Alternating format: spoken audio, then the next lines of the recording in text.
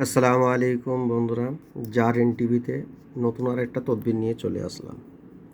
আজকের এই তদবিরটি হচ্ছে জিন্নাত যাদেরকে আসর করে বা জিন্নাত যাদের শরীরকে ঢুকে এবং অত্যাচার করে এবং ঘুমের ভিতরে ভয় লাগে তাদের জন্য এই তাবিজটি। আর এই তাবিজটি একমাত্র 12 বছরের ঊর্ধ্বপূর্ণ কোনো ছেলে কিংবা মেয়েকে ব্যবহার করানো যাবে, কিন্তু তার নিচে কোনো ছেলে মেয়েকে ব্যবহার করা যাবে না। প্রথমে সাদা একটা কাপড় নিয়ে নেবেন, নিয়ে ঠিক যেভাবে ছকটা করা আছে ছকটা সেভাবে করবেন। এখন ছকটা করা হয়ে গেল, লাল কালি দিয়ে যেভাবে লেখা আছে এই লেখাটাকে সেইভাবে কমপ্লিট করতে হবে। এটা লিখতে গেলে শনিবার কিংবা মঙ্গলবারের দিন অবশ্যই এশার নামাজ বাদ এটা করতে হবে। আর অবশ্যই মুসাল্লা বিছিয়ে রাখবেন, মুসাল্লার উপরে বসে পশ্চিম দিক ফিরে অজু করে নিয়ে তারপরে লিখবেন। আর এটি লেখা হয়ে যাবে, একে সলিতা বানাবেন, এই মাথার থেকে ঘুরিয়ে সলিতা বানাবেন।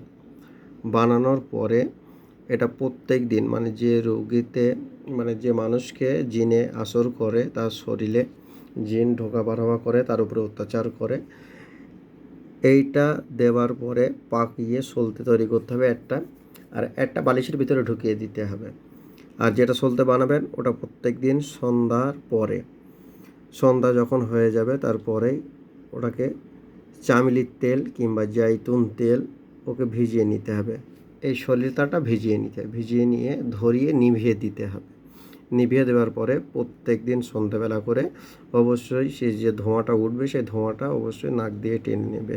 কমসে কম এইভাবে যদি 21 দিন যদি করা হয় এই আমলটা, অবশ্যই খুবই ভালো ফলাফল পাওয়া যাবে এবং জিনের আসর থেকে একেবারের মতো চিরজীবনের মতন জিনের আসর থেকে সে বেঁচে যাবে। এবং এটা করার নিয়ম বলেই দিয়েছি আগেই, শনি মঙ্গলবার থেকে করবেন।